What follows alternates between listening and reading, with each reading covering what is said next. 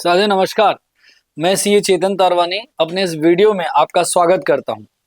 साथियों, यदि आपने किसी फाइनेंशियल ईयर का रिटर्न फाइल किया, जुलाई, अगस्त या सितंबर में किया, और यदि उसमें कुछ इनकम आपकी छूट गई है या कुछ गलती रह गई है, तो आप 31 दिसंबर तक उसे रिवाइज कर सकते हैं। और लेकिन 31 दिसंबर के बाद रिवाइज नहीं कर सकते।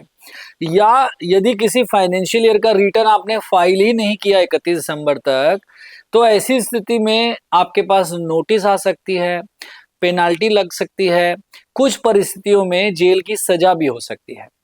लेकिन इन सब परेशानियों से बचने के लिए इनकम टैक्स डिपार्टमेंट आपको एक मौका देती है कि आप यदि कोई गलती कर दी है रिटर्न में, या फिर आपने रिटर्न फाइल नहीं किया, तो आप उस गलतियों को सुधार सकते हैं, जिसे आईटीआर यू कहते हैं। आइए जानते हैं कि आईटीआर यू किन परिस्थितियों में फाइल कर सकते हैं और किन परिस्थितियों में फाइल नहीं कर सकते, और फाइल करने से क्या एडिशनल टैक्स और ब्याज लगेगा। एक एक डिटेल को जानते हैं। साथियों, आईटीआर यू फाइल करने की फैसिलिटी सभी प्रकार के करदाताओं को है, चाहे वो इंडिविजुअल हो, एचयूएफ हो, पार्टनरशिप फर्म हो, एलएलपी हो, कंपनी हो या एनजीओ हो। कोई भी आईटीआर यू फाइल कर सकता है। लेकिन आईटीआर यू सिर्फ एक बार मौका मिलता है। यदि आपने किसी वर्ष में आईटीआर यू फाइल किया और उसमें कोई गलती हो गई, तो फिर उस वर्ष के लिए आप दोबारा आईटीआर यू फाइल नहीं कर सकते। और दूसरी बात, आईटीआर यू फाइल करने से आपकी टैक्स लायबिलिटी कम नहीं होनी चाहिए। अर्थात यदि आपको रिफंड लेना है इसलिए आप आईटीआर यू फाइल कर रहे हैं, तो ऐसा आप नहीं कर सकते। कुल मिला के यदि आपको सरकार को अतिरिक्त टैक्स देना हो तो ही आईटीआर यू फाइल कर सकते हैं।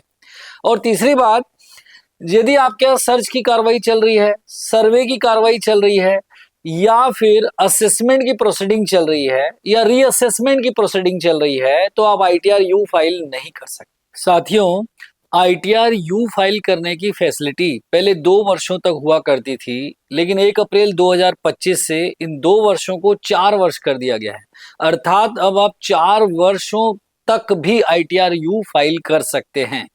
लेकिन आईटीआर यू फाइल करने के साथ साथ आपको नॉर्मल टैक्स के अलावा एडिशनल टैक्स भी जमा करना होगा, और साथ में ब्याज भी जमा करना होगा। आप जितना डिले रिटर्न फाइल करते जाएंगे, उतना एडिशनल टैक्स बढ़ते जाएगा। एग्जाम्पल से समझते हैं।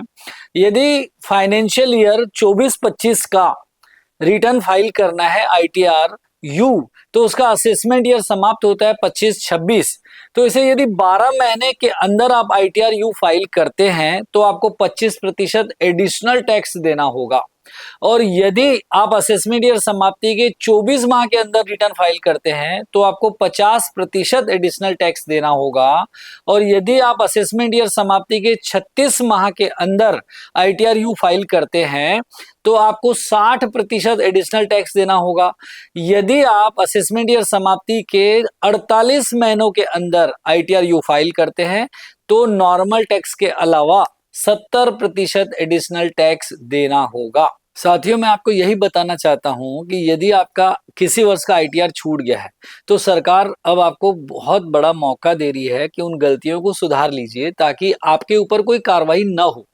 क्योंकि अभी भी मौका है। यदि आपने रिटर्न फाइल नहीं किया या कोई गलती रह गई, तो सुधार लीजिएगा आईटीआर यू के माध्यम से। जय हिंद।